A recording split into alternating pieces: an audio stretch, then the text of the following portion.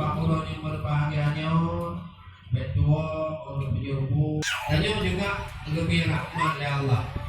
Yang ledep jika melakai ya Allah, bersehat tubuh ya Allah, penyerbu makanuri, yang anak buku jadi. Ya, kemudian yang mengadu melakukan bersama dengan mengucapkan Bismillahirrahmanirrahim. Dan juga doa daripada ulun kono, atuk menjak kena pak kamu untuk luar pak keluarga. Punya ti doa. Ya, atuk menjak untuk luar kira bertempat dalam surga. Yang nanapen bermangan kami rahmat berilih untuk tanah mulia.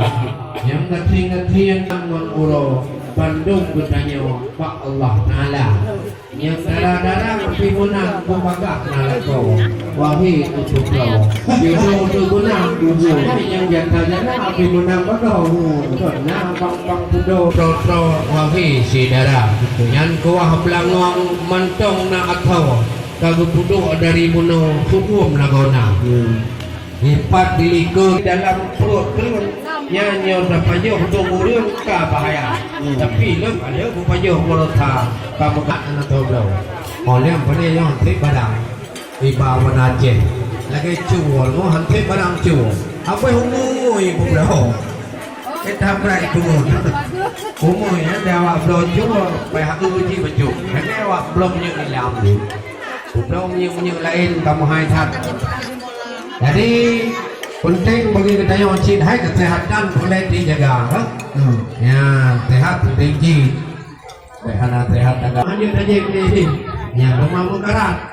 Nah lagi kamu yang sedang bilang mana bapak beri dulu bapak beri, rumah ada rumah kerja, beri yang mampu beri mana teruslah, gitu. Ya ini akan menjadi demikian mengerakan rawa yang kata kepada kamu nyoka ibu beraya doa urung parumo kami mau nyubarawa apunara rakan sinara yang kaplok kena Bandung tegak mungkin kita apia di sini tadunya tayo ngelarika menantikan goina menanti saudara paman saudara ayang dawa yang lima uronyo abuangon miwa tenang hai anu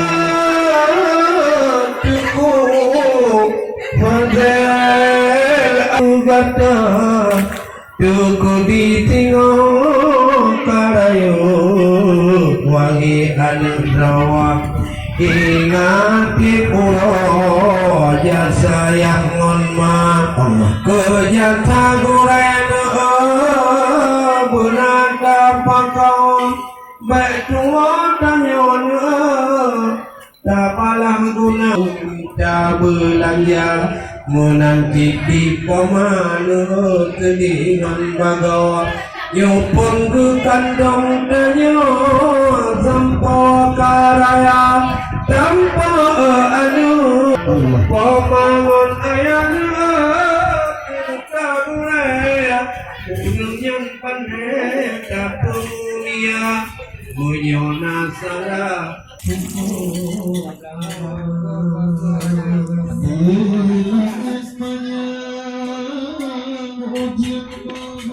dalam anjung acara berbania berhati jantung mulut mutun pemagi jaga sampai dikasih karena rukun bersampai ang dengan saudara yang adik-adik kata berkatu payung di dalam hidup dunia.